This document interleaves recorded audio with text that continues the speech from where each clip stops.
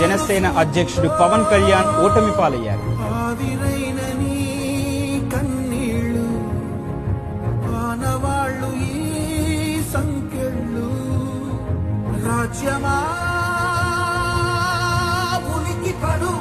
ఈసారి సమయం వచ్చింది, నేను సద్వినియోగం చేసుకోండి. పవన్ కళ్యాణ్ గారి నోటి వెంట ఈ మాట వినాలనుకుంటున్నాను. పవన్ కళ్యాణ్